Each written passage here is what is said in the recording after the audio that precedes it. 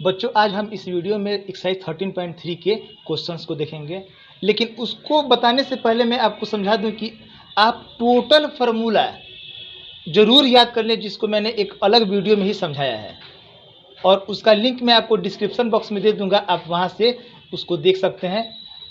यह जो एक्सरसाइज 13.3 है, इसका पहला नंबर जो क्वेश्चन है, ध्यान दीजिएगा कि त्रिज्या 4.2 सेंटीमीटर वाले धातु के एक गोले को पिघलाकर त्रिज्या 6 सेंटीमीटर वाले एक बेलन के रूप में ढाला जाता है।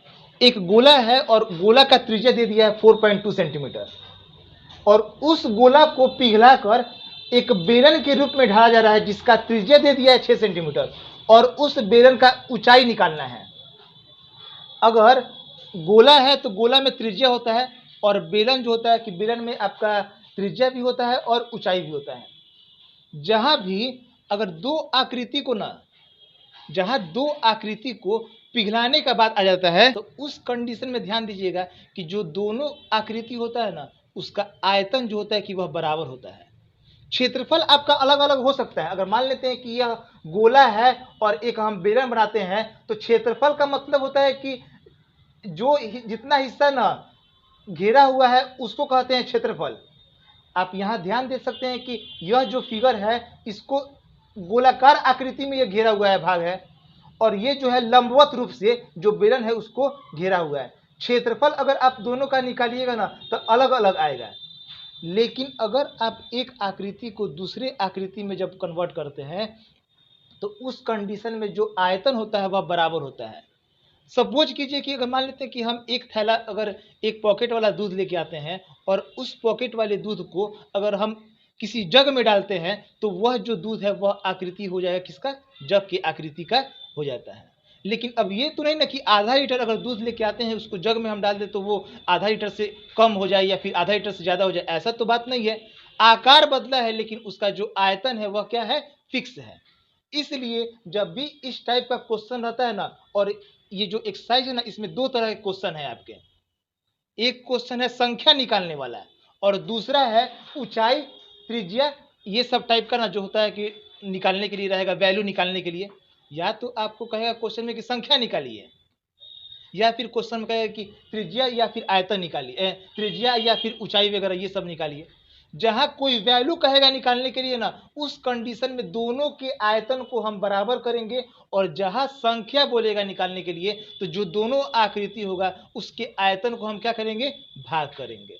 आपको हम क्वेश्चन समझाएंगे उसमें और समझ में आएगा, डाउट जितने भी होंगे वो क्लियर हो जाएंगे। लेकिन आपको बस ये दो तरीका जो है कि वह याद रखना पड़ेगा कि अगर जहां कोई वैल्यू पूछता है निकालने के लिए, त्रिज्या या फिर ऊंचाई, व्यास वगैरह पूछता है, तो उस कंडीशन में दोनों के आयतन को आप बराबर कीजिएगा और अगर संख्या बोलता है तो उस कंडीशन में आपको उसके दोनों के आयतन को, जो बड़ा वाला आयतन है और छोटा वाला आयतन है, उसको हम भाग करके और संख्या निकालते हैं। तो देखते हैं पहला नंबर क्वेश्चन। यहाँ जो दिया है ना कि आकृति आपको दो तरह का है, गोला है और एक बेलन है और यहाँ बेलन का ऊंचाई निकालना है। अभी मैंने बताया कि जहां कोई वैल्यू निकालना होगा तो दोनों के आयतन को बराबर कर देंगे और आप दोनों के आयतन को अलग अलग भी बराबर करके निकाल सकते हैं, लेकिन अलग अलग जब आप करिएगा ना तो बहुत ज़्यादा ना कैलकुलेशन आपको ज़्यादा करना पड़ जाएगा। तो इसलिए हम दोनों के आयतन को ना क्या करते हैं कि बराबर करके चलते हैं। लिख देंगे यहाँ पे कि अकॉर्डिंग टू क्वेश्चन, ये जो है बेलन का आयतन, जो बेलन का आयतन होगा और ये जो क्या है, गोला,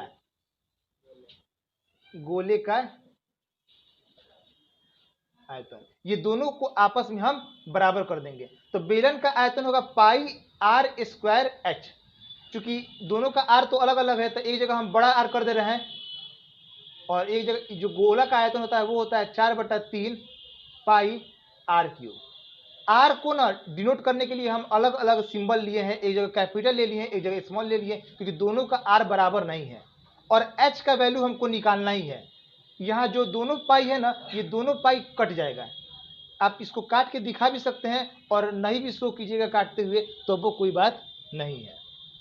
बेलन का जो त्रिज्या है वह दे दिया है 6 सेंटीमीटर, 6 का स्क्वायर मल्टीप्लाई, हाइट नहीं पता है, हाइट तो निकालना ही है हमको, 4/3 और आर का क्यूब। तो आर जो है गोला का ये 4.2 है, इसको हम 2 बार लिख दे रहे हैं, 3 बार लिख दे रहे हैं। ये कटा देंगे तो ये कट जाएगा 12, 3 कम 3, 3 चौके 12, 14 बार में कट जाएगा।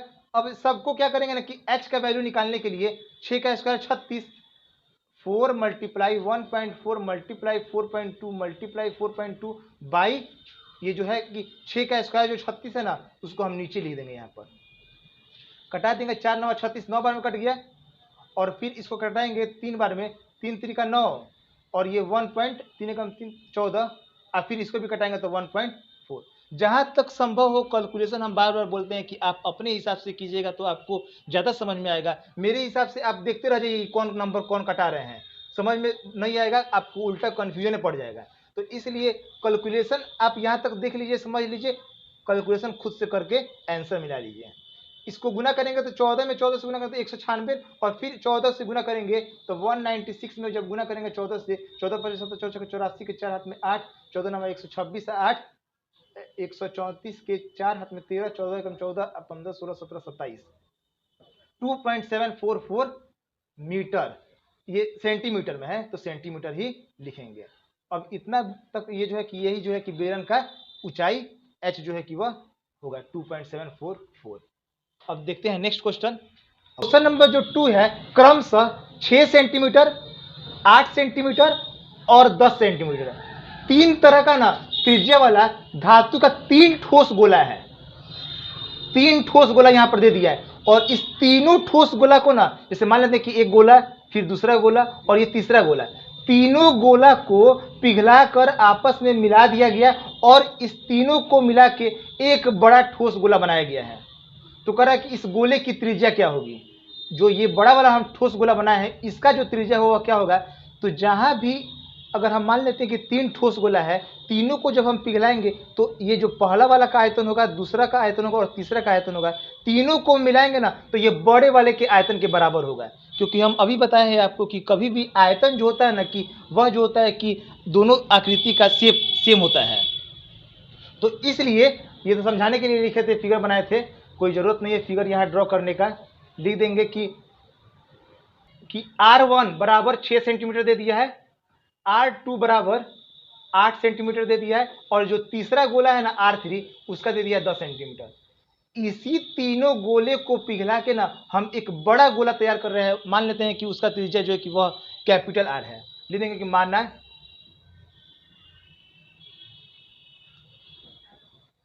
बड़े गोले की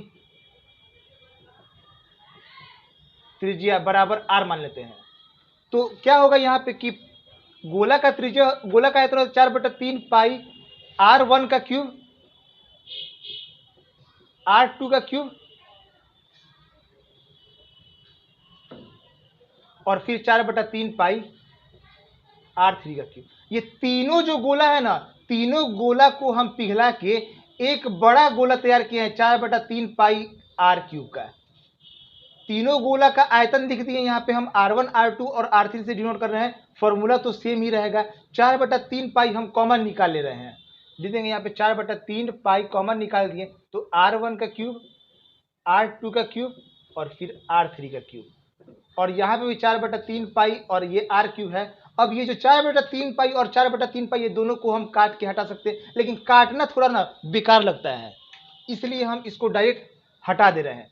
R1 की जगह पे लिख देंगे 6 का क्यूब, फिर 8 और 10 का क्यूब, और यहाँ पे कैपिटल R के क्यूब का ना वैल्यू हमको फाइंड करना है। तो कैपिटल R का क्यूब का वैल्यू फाइंड करने के लिए 6 का क्यूब हो गया 216, 8 का हो जाएगा 512 और 10 का हो जाएगा 1000, R का क्यूब। अब यहाँ पे R क्यूब बराबर इस तीनों को ऐड करेंगे तो 6 2 8 और फिर 1 1 2 5 2 7 और 1 1728 आएगा, जो कि 1728 होता है कि वह कितना का क्यूब रूट लिख सकते हैं हम इसको। निकालो तो दिन दो तो मोबाइलों में कितना होगा।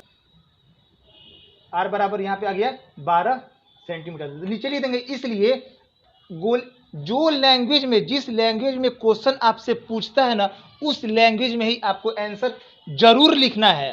वहां पर आपको लिखना होगा, इसलिए गोले की त्रिज्या बराबर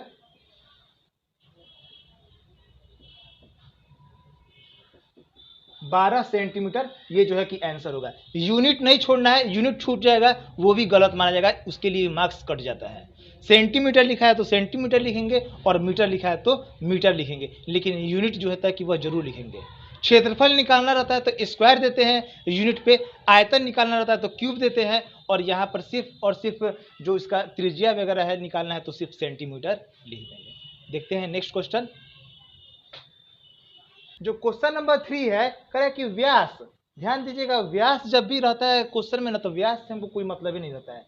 आर से मतलब है, त्रिज्या से मतलब है। हाँ, कहीं कहीं व्यास का जरूरत पड़ता है, लेकिन सबसे ज्यादा जरूरत पड़ता है त्रिज्या का। लेकिन दिया है यहाँ व्यास, व्यास 7 मीटर वाला 20 मीटर गहरा एक कुआं खोदा जाता है। एक कुआं खोद रहे हैं, और जो कुआं हम खोदेंगे तो कुआं जो होता है कि वह बेलनाकार आकार का होगा। इसका व्यास दे दिया है 7 मीटर।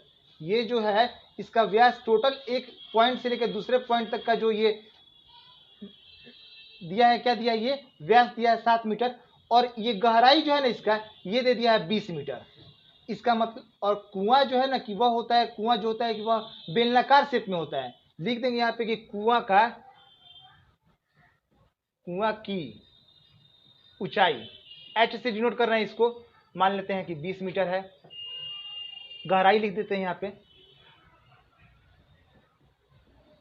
गहराई जो है कि वह 20 मीटर है कुआं की, और ले लेंगे व्यास बराबर 7 मीटर, और इसको हम मान लेते हैं यहाँ पे आर 7/2 मीटर। जब व्यास दिया है तो हम उससे आर निकाल लिए। अब ये जो कुआं बना हुआ है ना, जो ये कुआं बना हुआ है बेलनाकार शेप में, तो इसका जो है जितना मिट्टी निकला हुआ है ना, उस मिट्टी को ना लेके और फैला रहा है। इस मिट्टी, टोटल मिट्टी जितना निकला है ना, उसको फैला के ना एक चबूतरा बनाया जा रहा है। और आप अगर ध्यान कीजिए तो जो चबूतरा होता है ना, वह उसमें लंबाई चौड़ाई और ऊंचाई भी होता है कुछ। चबूतरा जो होता है कि उसमें लंबाई चौड़ाई और ऊंचाई भी होता है, और ये सिर्फ यहाँ पर दिया है कि फैलाकर जितना मिट्टी इससे निकाले हैं कुआं से, उस मिट्टी को हम 22 मीटर और 14 मीटर का एक चबूतरा बनाया गया है, तो इस चबूतरे की ऊंचाई निकालना है। इसका मतलब कि यहाँ लंबाई और ये क्या है, चौड़ाई, और हमको निकालना क्या है, ऊंचाई। मिट्टी निकाले कहाँ से, कुआं से। कुआं से जितना मिट्टी निकालेंगे ना, वह हम फैला दिए कहाँ पर, चबूतरा पर। इसका मतलब कि हम यहाँ लिख सकते हैं कि कुएं से निकली मिट्टी का आयतन बराबर, कुएं से निकली मिट्टी का आयतन बराबर हो जाएगा चबूतरे का आयतन। जितना मिट्टी निकाले थे ना कुआं से, उसी मिट्टी को हम फैला रहे हैं चबूतरा पर। चबूतरा बनाने के लिए हम उतना ही मिट्टी का यूज कर रहे हैं। इसका मतलब कि दोनों का आयतन क्या होगा, बराबर होगा। अब कुआं जो है कि वह बेलनाकार शेप में है, इसके लिए हम लिख देंगे पाई आर स्क्वायर एच, इसका आयतन। और जो चबूतरा है ना, वह है घनाभ आकार का, जिसका आयतन होता है length into breadth into height. Pi के, क्योंकि इधर की तरफ तो पाई है नहीं कि हम पाई को और पाई को काट दें, पाई के जगह पे हम रख देंगे वैल्यू 22/7 आर का स्क्वायर। इसका जो आर अभी निकाले थे 7/2, इसको हम स्क्वायर का मतलब होता है कि 2 बार टर्म लिख देना है, 2 बार लिख दिए आर स्क्वायर, और एच की जगह पे लिख दिए हम जो इसका गहराई है, चूंकि ऊंचाई तो है नहीं, नीचे की तरफ जा रहा है तो गहराई मानेंगे उसको, 20 मीटर रख दिया। लेंथ और ब्रेथ आपका दे दिया है, क्योंकि हाइट निकालना है 22 × 14 गुने एच। अब एच का वैल्यू निकालना है, इस दोनों टर्म को हम कहाँ भेज देंगे, नीचे भेज देंगे। उससे पहले जो कटने लायक है उसको कटा दे रहे हैं, ये कट जाएगा 2 से 10 बार में, और फिर 2 से कट जाएगा ये 11 बार में। 11 और 7 और 10 को मल्टीप्लाई करेंगे, 11 से 77, ये हो जाएगा 770 बराबर 22 × 14 × एच। इस दोनों को गुना हम नहीं किए हैं, क्योंकि जब इसको हम डिवाइड करेंगे ना कोई टर्म कट जाएगा, इसलिए हम यहाँ पर इस दोनों को मल्टीप्लाई नहीं किए हैं। अब लिख देंगे कि एच बराबर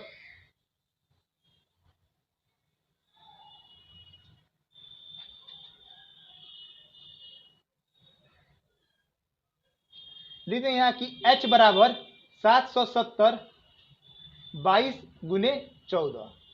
7 से कट जाएगा 2 बार में, और ये 7 से कट गया 110, 22 पचे 110। एच का मान हो गया 5/2, यानी कि हम इसको लिख सकते हैं डेसिमल में 2.5 मीटर। तो इसका मतलब कि जो लैंग्वेज कहा है कि चबूतरे की ऊंचाई, तो लिख देंगे इसलिए चबूतरे की ऊंचाई बराबर 2.5 व्यास 3 मीटर का एक कुआं 14 मीटर की गहराई तक खोदा जाता है। यहां पर भी कुआं है, और ये जो कुआं है उसका व्यास दे दिया है 3 मीटर। लिख देंगे कुएं का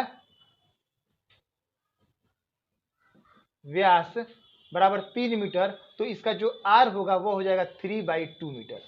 पॉइंट में कन्वर्ट नहीं कर रहे हैं, बटा में ही रहने दे रहे हैं। और इसका जो ऊंचाई है ना एच, जो गहराई है वह दे दिया है 14 मीटर इसका कुआं का। फिर इससे भी मिट्टी निकाला जाता है, और इस मिट्टी को कुएं के चारों तरफ 4 मीटर चौड़ी एक वृत्ताकार वलय बनाते हैं। ध्यान दीजिए कि ये एक मान लेते हैं कि कुआं है, और जो कुआं है ना, तो जितना भी हम मिट्टी निकाले ना, उसी मिट्टी को इसके चारों ओर एक वृत्ताकार वलय, वलय जो होता है ना, जहां पे वलय शब्द आ गया इसका मतलब कि वहां पर 2 आर होगा, एक छोटा वाला आर और एक बड़ा वाला आर। ये जैसे ये है ना एक फिगर, और ये एक सेंटर इसका एक ही रहेगा। ये हो गया छोटा वाला आर, और ये जो होता है कि इसको हम मान लेते हैं बड़ा वाला आर। वलय का मतलब होता है कि वहां पर 2 आर रहेगा। तो वलय, वृत्ताकार वलय, यहाँ पे भी आप देखिए तो ये एक हो गया स्मॉल आर, और फिर इसको हम ये इस पॉइंट से लेके गए बाहर तक, तो ये बड़ा वाला आर हो गया। समान रूप से फैलाकर एक बांध बनाते हैं, तो इस बांध की जो होगी ना ऊंचाई वो बताना है। यहाँ जो स्मॉल आर है वह है 3/2, यहाँ से लेके ये पॉइंट तक तो वैल्यू हमको मालूम है 3/2, लेकिन इसका जो ये जो वलय है ना, वलय जो चारों तरफ हम मिट्टी फैलाए थे उसका चौड़ाई है 4 मीटर। ये जब चौड़ाई इसका 4 मीटर है, इसका मतलब कि कैपिटल आर जो होगा उसमें हम 4 जोड़ देंगे। जो चौड़ाई था और जो छोटा वाला आर था उस दोनों के वैल्यू को हम जोड़ देंगे, तो ये 4 दूना 8 और 3 11/2 मीटर। कैपिटल आर का वैल्यू निकल गया, स्मॉल आर का भी वैल्यू निकल गया, और हमको एच का वैल्यू पता है। अब ध्यान दीजिएगा कि जितना हम कुआं से मिट्टी निकाले थे उतना ही ना मिट्टी को हम चारों तरफ फैलाएं। इसका मतलब कि जो कुआं का ये जो आयतन होगा, जो मिट्टी निकला था वो मिट्टी का आयतन, और जो ये वलय बनाए थे उसका आयतन, दोनों को हम आपस में बराबर कर देंगे। तो अब उसको लिखते हैं, लिख देंगे कि अकॉर्डिंग टू क्वेश्चन लिख सकते हैं, या फिर हिंदी में अगर लिखना चाहें तो लिख सकते हैं कि प्रश्न से कुएं से निकली मिट्टी का आयतन, कुएं से निकली मिट्टी का आयतन, और ये जो होगा कुआं से जितना भी हम मिट्टी निकाले थे ना वह वलय के आयतन के बराबर होगा। लिख देंगे यहाँ वलय का आयतन। कुआं से हम जितना मिट्टी निकाले ना, और जो वलय जो फैला दिए उसके चारों तरफ, उसका आयतन, दोनों का आयतन क्या होगा, आपस में बराबर होगा, क्योंकि हम अलग से मिट्टी नहीं मिला रहे हैं। जितना मिट्टी निकाले कुआं से उतना ही मिट्टी को हम फैला रहे हैं वलय की तरफ। तो कुएं से निकली मिट्टी का आयतन यहाँ पे लिख देंगे पाई r² h, और जो वलय होता है वलय का तो ऐसे क्षेत्रफल होता है पाई r² - r², लेकिन चूंकि वलय जो है कि कुछ ऊपर तक तो उठा होगा ना, इसीलिए हम उसमें मल्टीप्लाई कर दे रहे हैं h से। जो वलय होगा उसके लिए हम लिख देंगे पाई r² - r², ये वलय का क्षेत्रफल होता है। लेकिन यहाँ पर जो वलय जो हम मिट्टी निकाले हैं उसको चारों तरफ तो फैलाए हैं ही, लेकिन कुछ ऊपर तक भी उठाए हैं, इसलिए हम मल्टीप्लाई कर देंगे इसमें h का। इसी h की वैल्यू को हमको फाइंड करना है। r के जगह पे लिख रहे हैं 3/2 का स्क्वायर, और ये जो स्मॉल h है यहाँ पर 14 रख दे रहे हैं, पाई कट गया है, ये r का square minus r², capital R का स्क्वायर मतलब कि 11/2 का स्क्वायर, और स्मॉल r मतलब कि 3/2 का स्क्वायर, अब मल्टीप्लाई h। अब इसको सॉल्व करके हम h की वैल्यू को फाइंड कर लेंगे, वही जो होगा कि हमारा रिक्वायर्ड आंसर होगा। तो यहाँ पे हम थोड़ा इरेज करते हैं। 9 और 2 का स्क्वायर हो गया 4, और यहाँ पर 14 पहले से ही है, और इसको जब हम स्क्वायर तोड़ेंगे तो 121/4, और 3 का स्क्वायर हो जाएगा 9, और 2 का स्क्वायर हो गया 4, मल्टीप्लाई h। h का वैल्यू नहीं दिया है, h का ही वैल्यू हमको फाइंड करना है। 9/4 मल्टीप्लाई 14 और इसका जब हम एलसीएम निकाल के सॉल्व करेंगे तो 121 माइनस 9 हो जाएगा।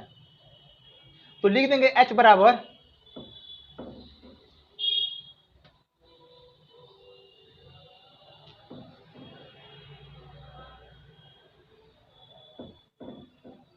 9/4 गुने 14 और 121 में से 9 गया तो 112/4 मल्टीप्लाई h। ये तो कट जाएगा, 4 दूना 8, 4 8 32। तो h बराबर जो ये सामने है ना h के साथ जो मल्टीपल में वो नीचे चला जाता है। 9/4 मल्टीप्लाई 14/28 कर दे रहे हैं, यहाँ पे 2 बार में कट जाएगा।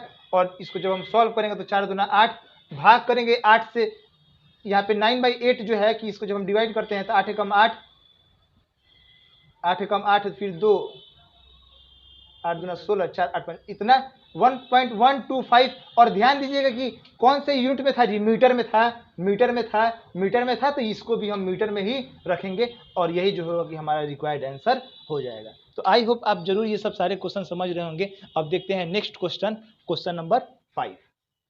क्वेश्चन नंबर 5 कह रहा है कि व्यास 12 सेंटीमीटर और ऊंचाई 15 सेंटीमीटर वाले एक लंबवृत्तीय बेलन के आकार का बर्तन आइसक्रीम से पूरा भरा हुआ है। एक आइसक्रीम का जो बर्तन है उसका व्यास दे दिया है और ऊंचाई दे दिया है। तो और इस आइसक्रीम को ऊंचाई 12 सेंटीमीटर और व्यास 6 सेंटीमीटर वाले शंकुओं से भरा जाना है जी। टोटल आइसक्रीम को ना शंकु के आकार का जो बर्तन है, जो आकृति है शंकु के आकार का, उसमें इस टोटल आइसक्रीम को ना भर देना है। यहाँ सबसे पहले हम लिख देते हैं कि आइसक्रीम का जो बर्तन है,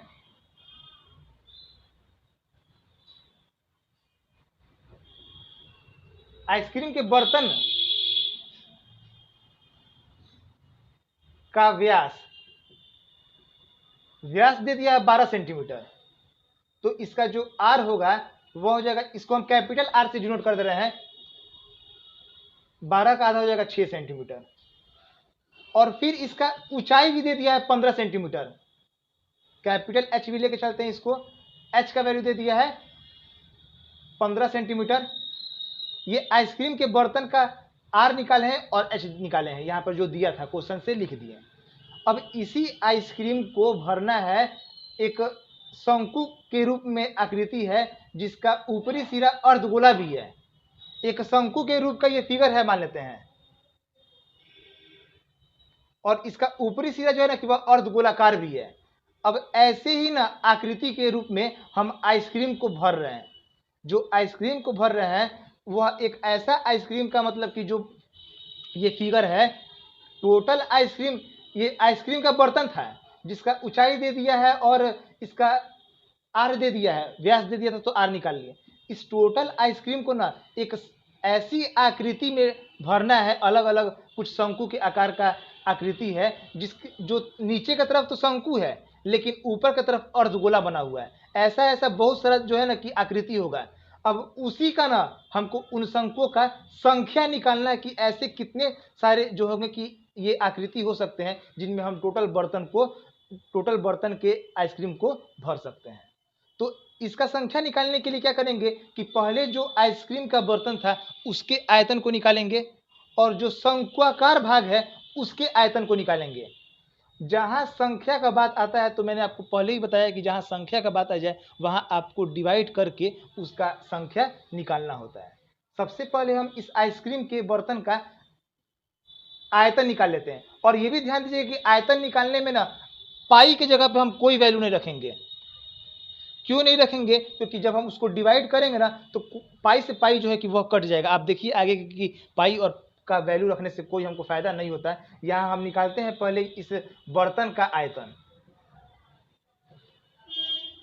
और चूंकि बर्तन जो है वह बेलनाकार है तो पाई आर स्क्वायर एच, पाई की जगह पे पाई रहने दे रहे हैं, आर की जगह पे 6 का स्क्वायर और एच की जगह पे 15, 36 हो गया। 36 से 15 से गुना करेंगे तो ये जो होगा 90 अपना 45 50 54 540 पाई सेंटीमीटर क्यूब। बर्तन का हम आयतन निकाल लिए, 36 और फिर 15 15 से 90 15 45 50 54 सही है।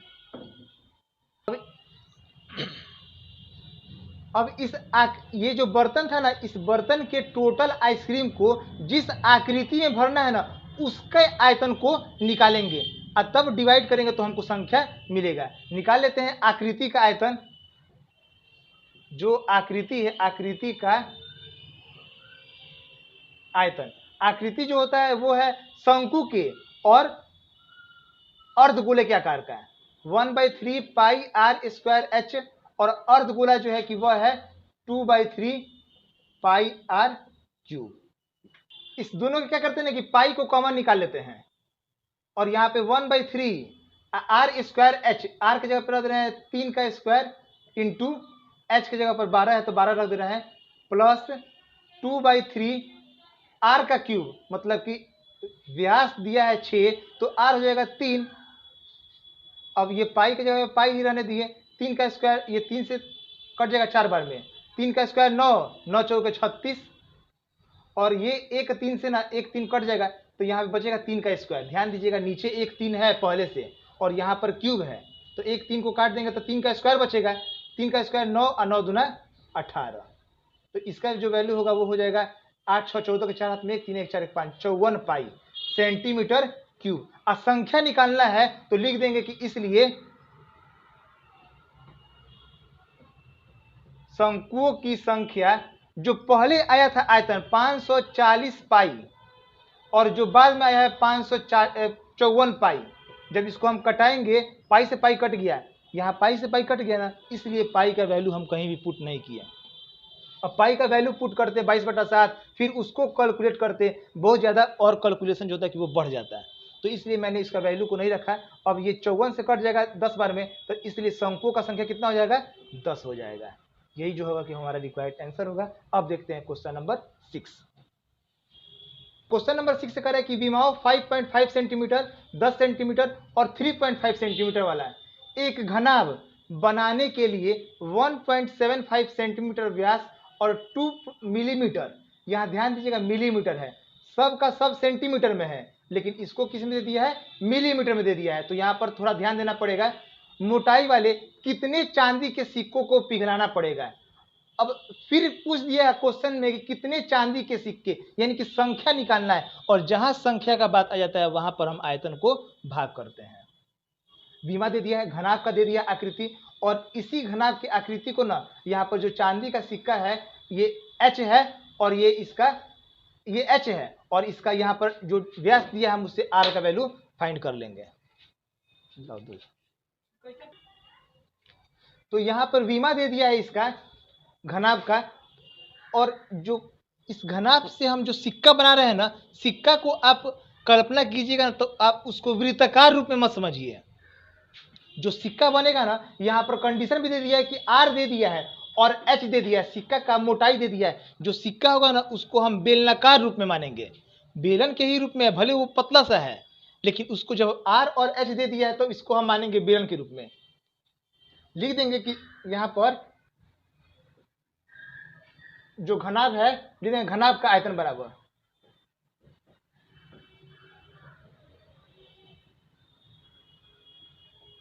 Length into breadth into height होता है, और ये दे दिया है तीनों टर्म, इसको हम लिख रहे हैं 5.5, 10 और 3.5, सब सेंटीमीटर में ही था, इसको वैसे ही हम रहने दे रहे हैं, अभी ज़्यादा इसको कैलकुलेशन नहीं कर रहे हैं। और ये जो है कि जो चांदी का सिक्का है, इसमें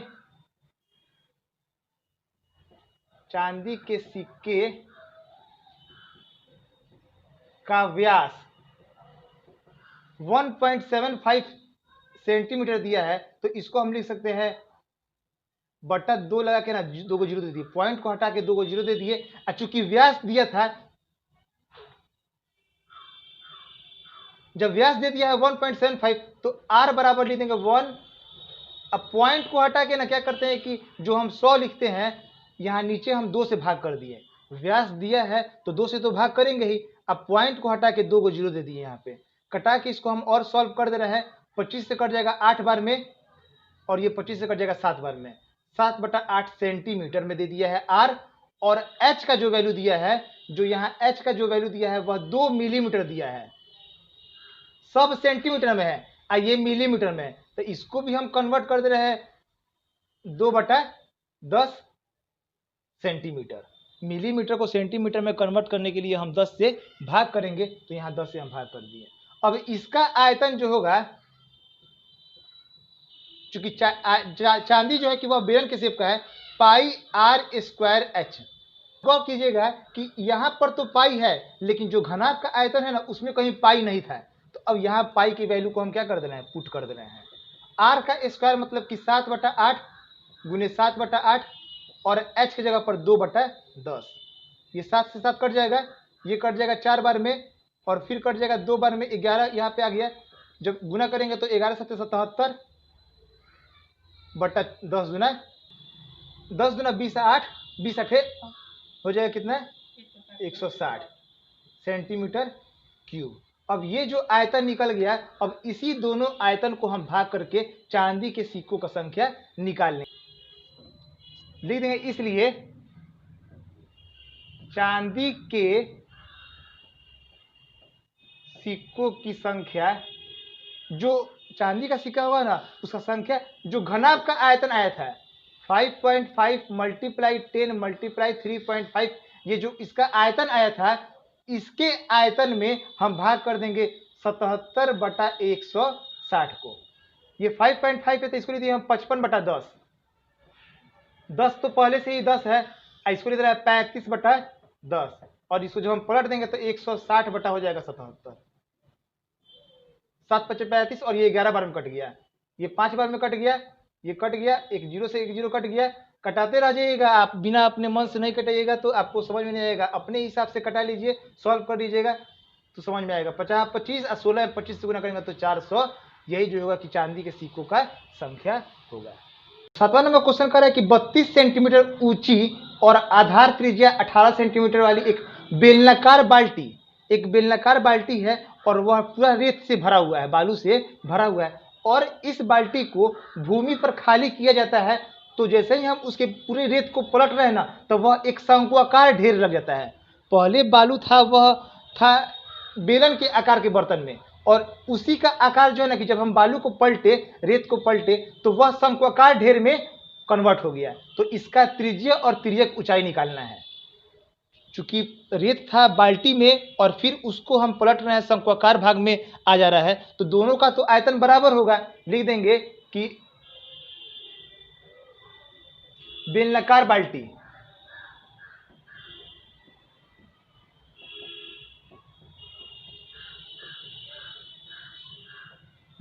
बाल्टी का जो आयतन होगा ना, वह हो जाएगा शंक्वाकार ढेर का आयतन। जो बेलनाकार बाल्टी का आयतन था, वो शंक्वाकार ढेर के आयतन के बराबर हो जाएगा।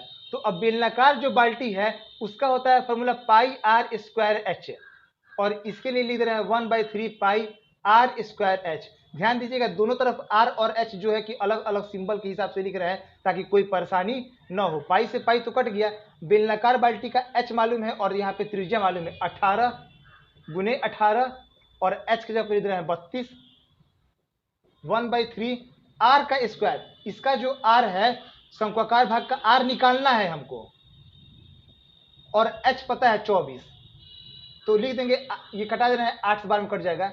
तो आर स्क्वायर बराबर 18 गुने 18 गुने 32 बटा 8, यहाँ पे नीचे आ जाएगा, 8 चौके 32। जब इसका स्क्वायर निकालेंगे ना, अब इस सब को अगर हम गुना करते हैं, और फिर 18 का तो हो जाएगा 18, स्क्वायर निकालने का मतलब होता है रूट देना। 2 को मिला के 18, 18 निकाल लिए, और 4 का रूट कितना होता है 2। 18 दूना 36 सेंटीमीटर। ये जो 36 सेंटीमीटर आया ना, आर का वैल्यू निकला। आप इसको अपने हिसाब से भी कैलकुलेट करके इसका अंडर रूट कीजिएगा तो 36 ही आएगा। जब आर का वैल्यू निकल ही गया, तो अभी हमको निकालना है, यहाँ पर एल भी कर रहा है निकालने के लिए, तिर्यक ऊंचाई। एल बराबर होता है formula √r² plus h²। Are की जगह पे लिख देंगे हम 36 का स्क्वायर, और एच की जगह पे लिख देंगे जो इसका एच है 24। तो 36 का स्क्वायर हो जाएगा, 36 का स्क्वायर हो जाएगा 1296, और 24 हो जाएगा 576, ये हो जाएगा 1872। और 1872 का जब निकाला जाएगा रूट ना, तो 12√13 सेंटीमीटर हो जाएगा। जब इसका आप रूट निकालिएगा ना, तो 12 का पेयर लग जाएगा और एक 13 बच जाएगा अकेले, तो 12√13 सेंटीमीटर जो है कि वही हमारा रिक्वायर्ड आंसर होगा। अब देखते हैं नेक्स्ट 8वां नंबर क्वेश्चन। 8वां नंबर जो क्वेश्चन पर है कि 6 मीटर चौड़ी और 1.5 मीटर गहरी एक नहर में पानी 10 किलोमीटर पर आवर की चाल से बह रहा है। चौड़ाई दे दिया है और गहराई भी दे दिया है, और नहर का ये जो 10 किलोमीटर पर आवर दिया है ना, वह उसका स्पीड जो दिया है, ये इसका लेंथ भी हम इसको मान सकते हैं। लेंथ कैसे मानेंगे, क्योंकि 1 घंटा में 10 किलोमीटर की रफ्तार से जा रहा है और 30 मिनट में यह नहर कितने क्षेत्रफल की सिंचाई कर पाएगी, जबकि सिंचाई के लिए 8 सेंटीमीटर गहरे पानी की आवश्यकता है।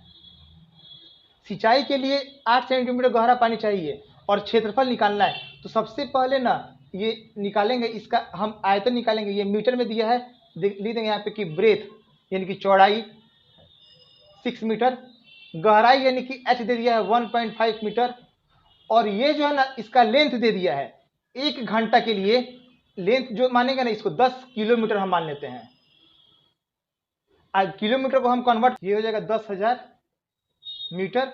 अब यहाँ पर जो ये 1 घंटा में जा रहा है ना, लिख देंगे कि 1 घंटा यानी कि 60 मिनट। 60 मिनट में पानी की जो मात्रा होगा, 60 मिनट के लिए हम पानी का मात्रा निकाल रहे हैं, तो 60 मिनट के लिए अगर हम पानी का मात्रा निकालते हैं तो length into breadth into height, length कर दे रहे हैं 10, ब्रेथ रख दे रहे हैं 6 और हाइट रख दे रहे हैं 1.5। लेंथ की जगह पर 10,000 रख दे रहे हैं। ये जो मीटर में बदले थे ना, 15 छक्के 90, 9 और फिर ये 1 2 3 4, इतना मीटर क्यूब आया है। ये 60 मिनट के लिए आया है, लेकिन सिंचाई का मात्रा हमको निकालना है कितना मिनट के लिए, 30 मिनट के लिए निकालना है। इसलिए 30 मिनट में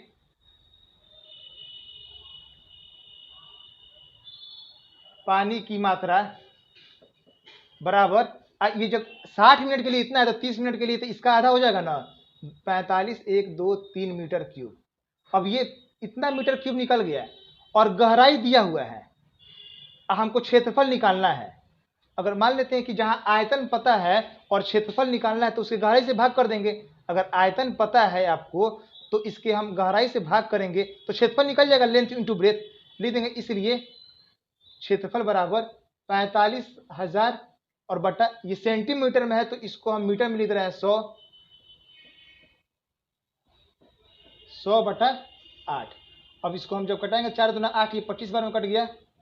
2 से कटाएंगे तो 2 दूना 4, 25 0 0, 25 5 125 के 5 हाथ में 12, 25 दूना 50, 10 60 2 62 के 2 हाथ में 6, 25 दूना 50 और 6 56, इतना मीटर स्क्वायर। या फिर इसको हम हेक्टेयर में कन्वर्ट करें ना तो 10,000 से जब हम भाग करते हैं 56.25 हेक्टेयर भी कह सकते हैं इसको, या फिर मीटर स्क्वायर भी कह सकते हैं। दोनों जो है कि दोनों में से कोई भी आंसर जो है कि वो लिखा जा सकता है। जब इतना लंबा चौड़ा मीटर स्क्वायर आ गया है तो इसको हम 10,000 से भाग करके हेक्टेयर में कन्वर्ट कर दिए।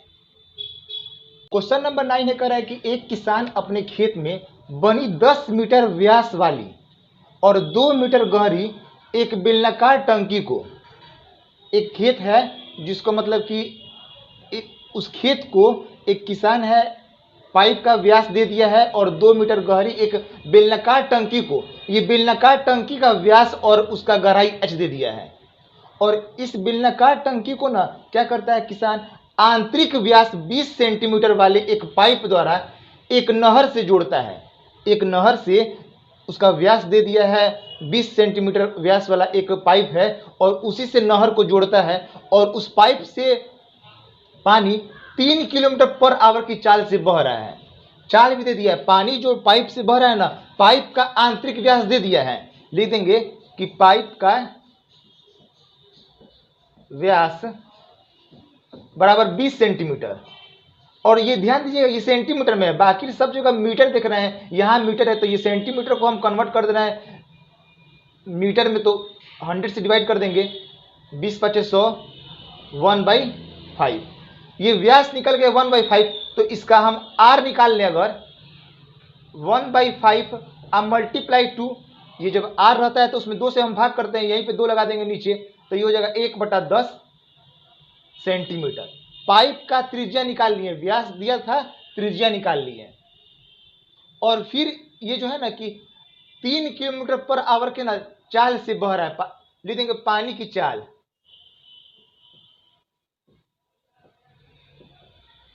तीन किलोमीटर पर आवर इसके रफ्तार से आ रहा है। इस किलोमीटर को हम क्या कर रहे हैं कि सेंटीमीटर में, चूंकि यहां पर मीटर होगा,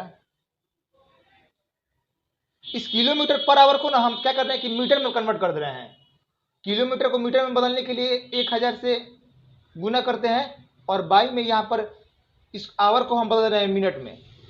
किलोमीटर को मीटर में बदलने के लिए 1000 से मल्टीप्लाई कर दिए हैं और आवर को फिर मिनट में बदलने के लिए 60 से भाग कर दिए। ये मीटर पर मिनट हो जाएगा।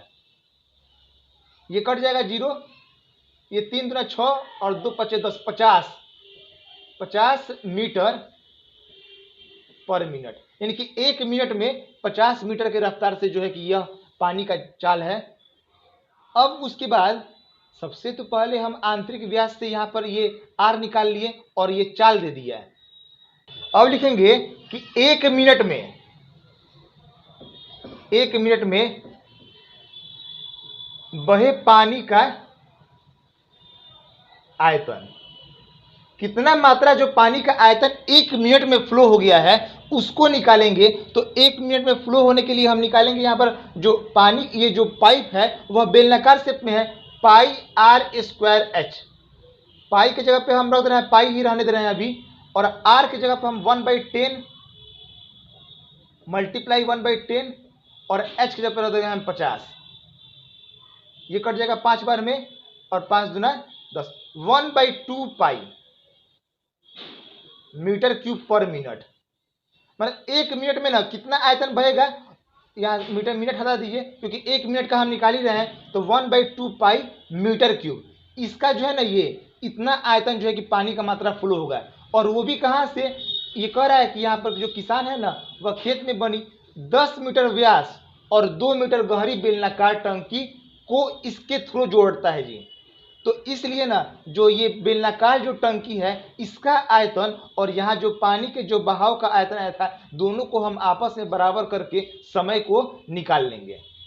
लिखेंगे कि समय बराबर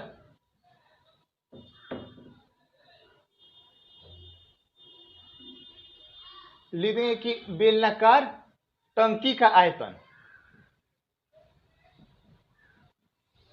बेलनाकार टंकी का आयतन बराबर pi are square H. Capital R और कैपिटल एच कर दे रहे हैं, तो पाई की जगह पाई ही रहने दे रहे हैं। और आर जो होगा इसका 10 का आधा हो जाएगा 5 का स्क्वायर, 5 गुने 5, और एच हाइट इसका गहराई जो है 2 दे दिया है, 50 25 गुना 50 पाई मीटर क्यूब। ये जो है कि बेलनाकार टंकी का आयतन निकाल लिए। और 1 मिनट में जब इतना फ्लो हो रहा है तो समय निकालना है, तो हम इसको जब हम भाग कर देंगे ना तो जो समय है वो भी हमको पता चल जाएगा। लिख देंगे कि इसलिए समय बराबर ये जो 50 पाई आया है 50 पाई और बटा 1/2 पाई, पाई से तो पाई कट गया, और 50 गुने 2 बराबर 100 मिनट। 100 मिनट जो यही है कि क्या हो जाएगा, यही हमारा आंसर हो जाएगा 100 मिनट। इसको हम चाहे तो आवर में बदल सकते हैं, 1 घंटा 60 मिनट भी ले सकते हैं, 1 घंटा 40 मिनट भी ले सकते हैं, लेकिन जब आंसर 100 मिनट के रूप में दिया तो 100 मिनट पर ही उसको रहने देंगे। तो आई होप आपको ये जो टोटल एक्सरसाइज है वो समझ में जरूर आया होगा। बहुत ही आसान एक्सरसाइज था।